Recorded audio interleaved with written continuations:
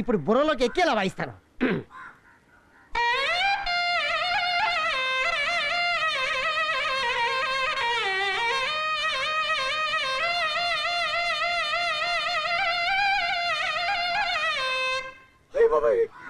నా నోట్లో నుంచి నొరకు తెప్పించి నీ నోట్లో నుంచి బాగుందని ఒక్క ముక్క కూడా బయటికి రాదేట్రా. అసలు మనిషివేనా?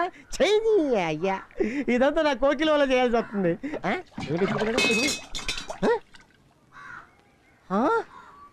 ఇది చూపులేదా? పెదరాడు పెదరాడు, ఓ పెదరాడు! అమ్మో, ఈ చూకోడు అమ్మాలు చూపులే చూలేదు. నేను ఎంతో గొప్ప విద్వాంసుడిని, గంట నుంచి ఈ బండరాయి ముందు వాయిస్తానా? ఈ సన్నైడ్ చెవులతో చెప్తాను. నీ అయ్యకి అవయవాలు ఏమి పంచేవని ఒక ముక్క కూడా నాకు చెప్పలేదేంటి? ఎరకపోయి వచ్చి ఇరుక్కుపోయాను.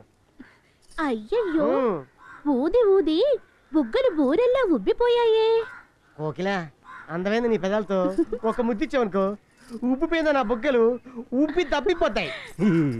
అయ్యయ్యో, మా నాన్న ఉన్నాడే. నీ అయ్యకి ఏం పనిచేయవు కదా? అయితే సరే దా.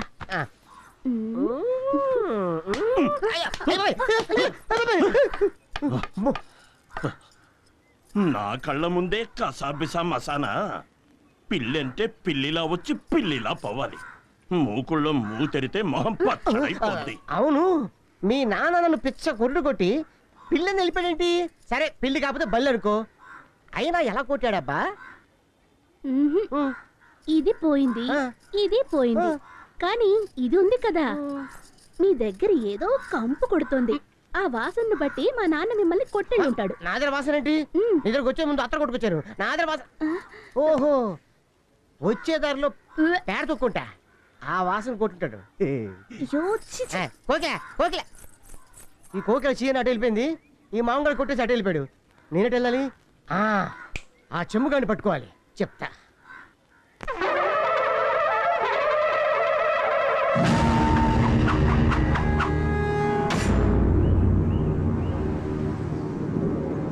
చక్రవర్తి గారు, మన వాళ్ళు కొల్లగొట్టుకొచ్చిన సొమ్ము ఇదే. ఆహా, ఒకే రోజు ఇంత సొమ్మ! అలే, అలల దొంగ ఖజానా ఎప్పటికప్పుడు పెరుగుతోంది. అన్నీ విలువైన ముత్యాలే చక్రవర్తి గారు.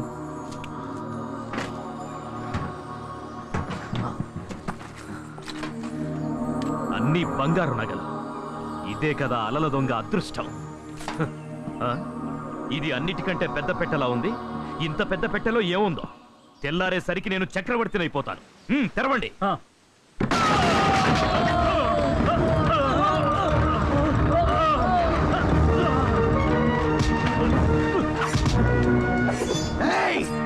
ఎవరైనా దగ్గరికి వచ్చారంటే మీ నాయకుడి తల ఎగిరిపోతుంది. చవట దద్దమ్మలారా, జగదేక ప్రతాపుడు సముద్రంలో మునిగిపోయాడని చెప్పారు కదా.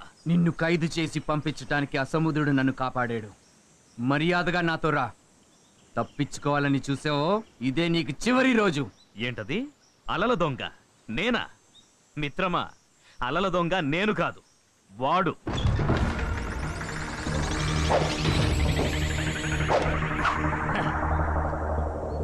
ఏంటి ఆశ్చర్యంగా ఉందా? ఆ అలల దొంగను చూడు.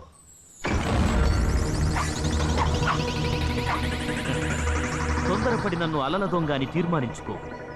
నేనలాంటి వాణ్ణి. కానీ అసలైన అలల దొంగను ఇప్పుడు చూడు. అలల దొంగ రా రా రా రా రా. ఏంటి జగదేక ప్రతాప, మళ్ళీ ఆశ్చర్యంగా ఉందా?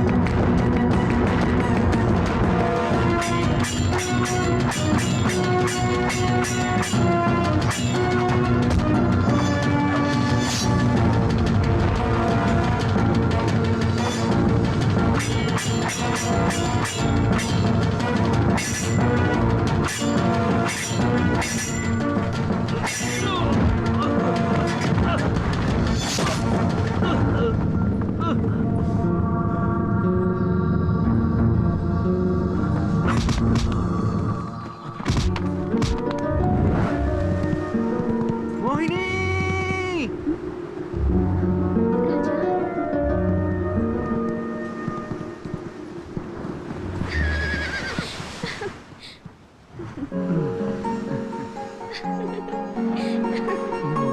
రాజా నువ్వు ఓడలోనే కదా ఉన్నావు, తీరానికి ఎప్పుడొచ్చావు?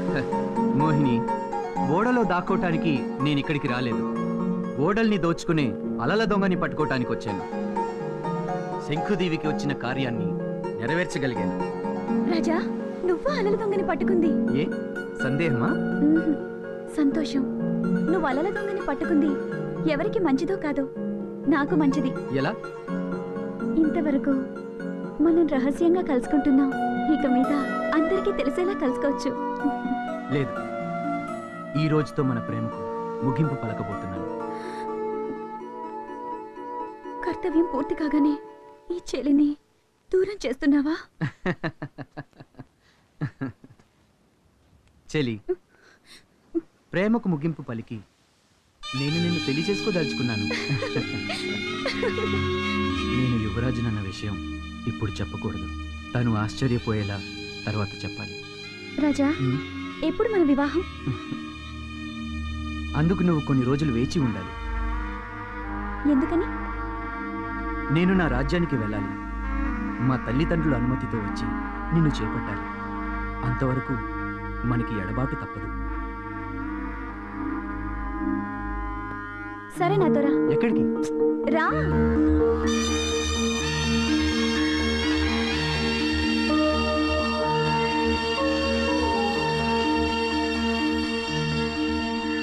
ఎందుకు ఈ శంఖమాల వేశావు? మా కులాచారం ప్రకారం ఈ రోజు మనిద్దరికి నిశ్చితార్థం జరిగింది.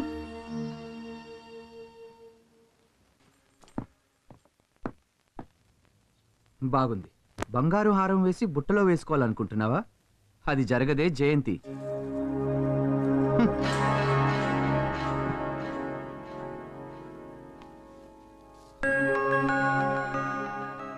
జగన్ రామ్మా.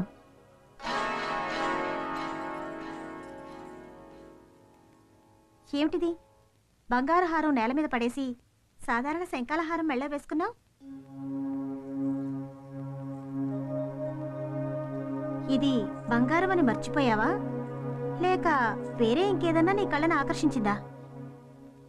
మనసుకు నచ్చినప్పుడు బంగారం ఏంటమ్మా, భగవంతుణ్ణి కూడా లెక్క చేయం.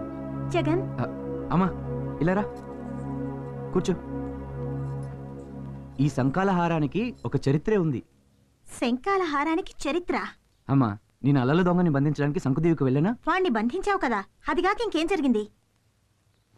అక్కడ నీలాగే రూపవతి అయిన, నీలాగే అభిమానవతి అయిన, నీలాగే గుణవతి అయిన ఒక అమ్మాయిని చూశాను. నీకు ఆ అమ్మాయే మంచి కోడలవుతుందని నేను అనుకున్నాను. వెంటనే తనతో నిశ్చితార్థం చేసుకున్నాను. ఎవరా అమ్మాయి? మోహిని, మత్స్యకారుల అమ్మాయి. సభాష్, వినటానికి చాలా ఆనందంగా ఉంది. మీ తాతగారు పల్లవ సామ్రాజ్యపు యువరాణిని రాక్షస వివాహం చేసుకున్నారే, అది సామాన్య విషయం. మీ తండ్రి గారు చాళుక్య వంశ రాకుమారినైన నన్ను ఇష్టపడి పెళ్లి చేసుకున్నారే, అది సామాన్య విషయమే. కాని నా ఒక్కగానొక్క కుమారుడు జగదేక ప్రతాపుడైన జగన్ ఈ దేశానికి కాబోయే రాజు మత్స్యకులానికి చెందిన యువతిని పెళ్లి చేసుకోవాలని నిర్ణయించుకున్నాడే, అది సామాన్య విషయం కాదు, చరిత్ర. అమ్మా, రేయ్, మన వంశానికి చెందిన వారు ఆత్మహత్య చేసుకోవాలని ప్రయత్నించిన బంగారపు కత్తిని ఉపయోగిస్తారు. వీర మరణాన్ని పొందడానికి సిద్ధపడే వంశంలో పుట్టి బ్రతికుండగానే మన వంశ ప్రతిష్టని నవ్వుల పాలు చేయాలని చూస్తున్నావా? లేదమ్మా. మాట్లాడుకో. నువ్వు కాదనుకున్నది బంగారు హారాన్ని కాదు, నీ తల్లి ఆశల్ని, కలల్ని. ఒకవేళ నువ్వు ప్రేమించిన ఆ మత్స్య యువతిని నేను కోడలిగా అంగీకరించను అంటే నీ ఆనతిని నేను శిరస వహించను.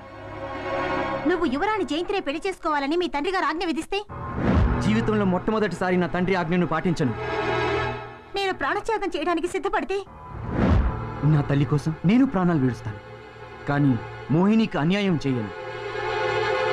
శంఖుదీవిలో ఉన్న సీమదేవి మీద చేసిన ఆన నేను ఎప్పటికీ అతిక్రమించను. సభాష్ జగదేక ప్రతాప, నువ్వు క్షత్రియుడువని నిరూపించుకున్నావు. కయ్యానికైనా సరే, నెయ్యానికైనా సరే క్షత్రియుడు ఇచ్చిన వాగ్దానాన్ని విడిచిపెట్టడు. మహారాజా, వాడు మన వంశానికి చిచ్చు పెట్టాలని చూస్తుంటే మీరు రాజ్యం పోస్తున్నారేమిటి? మంగళాదేవి, పుత్రుడు బాలుడు కాదు, నీవిచ్చిన బొమ్మతో ఆడుకోటానికి. ఎందులకి ఈ వివాదాలు? మన రాజ్యంలో ప్రేమనెప్పుడు ఆశీర్వదించటమే సంప్రదాయం. నానా, కానీ ఒకే ఒక నిబంధన పుత్ర. చెప్పండి నానా. నిన్ను రక్షించటానికి వచ్చిన సిద్ధేశ్వర్లు ఇంకా అంతఃపురంలోనే ఉన్నారు నాయన. వారి ముందు ఈ విషయం బయటపడితే అది వివాదాస్పదం అవుతుంది. ఒక వారం రోజులు నీ ప్రేమను మన ముగ్గురు మధ్య రహస్యంగా ఉండని. 8వ రోజు నీ పట్టపురాణిని తీసుకురావడానికి నేనే ఏర్పాటు చేస్తాను. సంతోషం. మహారాజా, మంగళాదేవి, పరిణామాలను సహించటానికి మనసును సిద్ధం చేసుకో. జరగవలసింది జరిగే తీరుతుంది.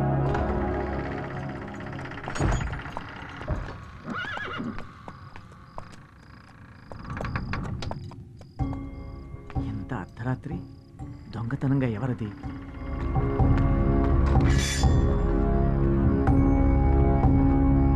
ఏయ్, అర్ధరాత్రి వెనక వైపు నుంచి ముసుగేసుకొచ్చావు. ఎవరు నువ్వు? శంఖుదేవి మహారాజు రాజశేఖర్ల వారా? మీకోసం కోటగుమ్మం తెరిచి ఉండగా ఎందుకిలా దొడ్డిదారిన? నేరస్తుడి తండ్రికి కోట గుమ్మం నుంచి ప్రవేశించే అర్హత లేదు. నేరస్తుడి తండ్రా? తమ్మరా? నా కుమారుడు ఇంద్రజిత్తుకి ఇంకొక పేరుంది, అలల దొంగని. ఆ? అలల దొంగ? నమ్మలేకపోతున్నాం. తమరి రాజ్యానికి 6 తరాలుగా మా వంశస్థులు కప్పం గడుతున్నారు. అది నేను అవమానంగా భావించలేదు, కానీ వాడు భావించాడు.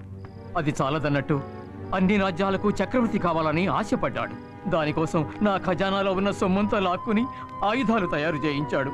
అప్పటికీ వాడికి బుద్ధి రాలేదు. చివరికి దొంగతనాలు మొదలెట్టాడు. విచిత్రమైన కథే, కానీ విడుదల చేయడానికి వీలు పడదు అని మాత్రం చెప్పకండి. కన్నబిడ్డ మీదున్న మమకారంతో వచ్చాను. దయచేసి వాడి తప్పును క్షమించండి. లేదు, క్షమించలేను. నా బిడ్డ ఇక దొంగతనాలు చేయడు.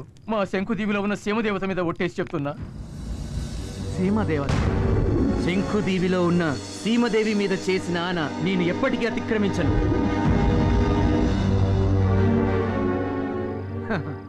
సరే, మన మధ్య ఒక ఒప్పందం.